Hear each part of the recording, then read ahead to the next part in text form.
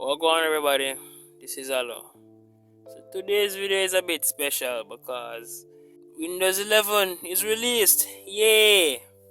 Now if you don't know, Windows 11 was announced by Microsoft to be the successor for Windows 10, and them announced it way back in June, and them said they're gonna release it in October 5 to be more specific.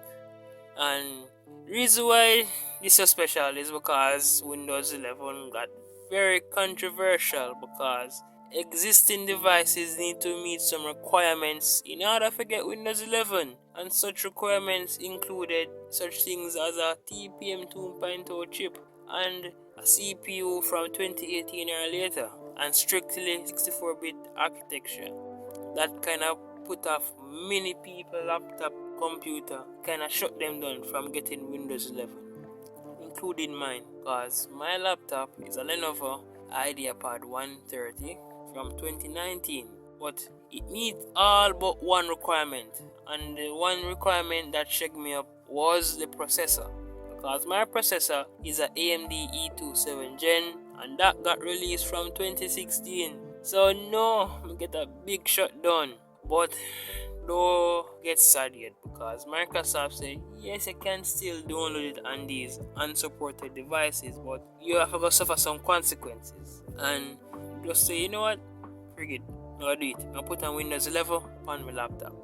And since Microsoft say you can unofficially get Windows 11 on your unsupported devices, I believe they're gonna push that out. They're gonna push out that narrative. They're gonna push out that one so people can rejoice. No, you have to go find it for yourself. So there's many ways that you can get it, but I'm gonna tell you the three you may know about. So one was to join the Windows Insider community. You basically had the beta testing for Windows, and if you did that way there, you could join them developer channel, and you'll probably get Windows 11 that way there. But that way they kind of risky, because you just a join and you test these canary levels kind of versions. These versions are not intended for commercial or personal use. So the way there, we now go that way there. The second way now was to edit something in a registry, and when I edit that something in the registry, it will trick the ISO file into thinking that your laptop or your computer meet all of the requirements to get Windows 11. No, there was many problems with that one. You see, if you go through with that one day and you were successful, before you could even install it, a pop-up message would come up from Microsoft saying that, hey, be careful what you do, because if you do something like this, you're gonna suffer some consequences, specifically not getting any more updates. And additionally too, you are entering the registry. So that means if you figure do something wrong, if you shake up something, you shake up your whole computer permanently. So avoid the registry as much as you can.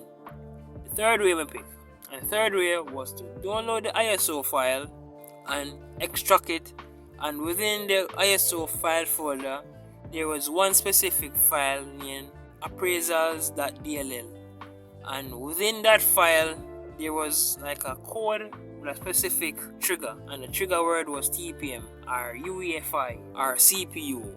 Those trigger words were like gateways. So if you somehow find a way to fiddle with those gateways, you could essentially get Windows 11. But here we know, with this one, you will not need to go into registry for edit anything at all. So you do not get the pop-up message from Microsoft say, because remember the second option, which involved editing the registry, when I do that way there, you get the pop-up message from Microsoft say you have to suffer some consequences. But with this third option, you will not get the pop-up message. You will bypass the message and you go straight to Windows 11 installation. And the benefits to that too, you get to keep your files them. So I pick that one there. And you probably say, oh wait, whether you do them something here, a test day one release on a new OS, which is generally untested on your main device. That is a fair point. But here we know, in my situation, I don't really have a test device, because the other laptop, compact Presaria laptop, that one there are from 2012. So no way in hell will that get Windows 11.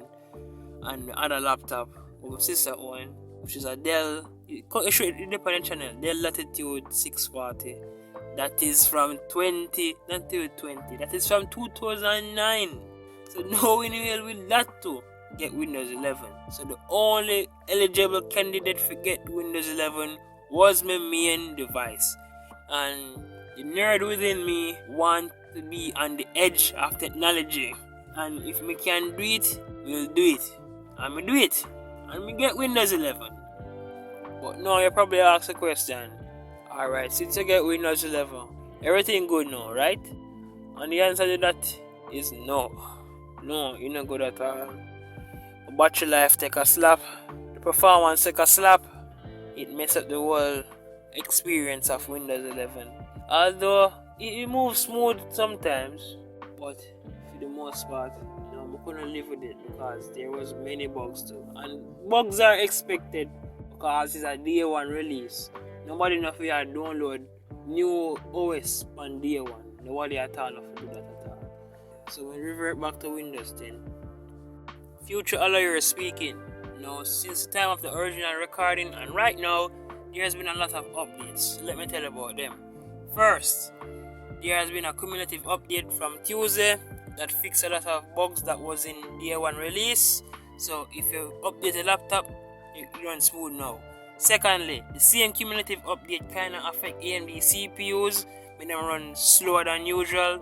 So if you have an AMD laptop that is eligible for Windows 11, cool off until October 21. Third, the option to go back to Windows 10 lasts only 10 days. So if you put on Windows 11, you only have 10 days to try it out and then go back. From the 10 days gone, you're stuck on Windows 11.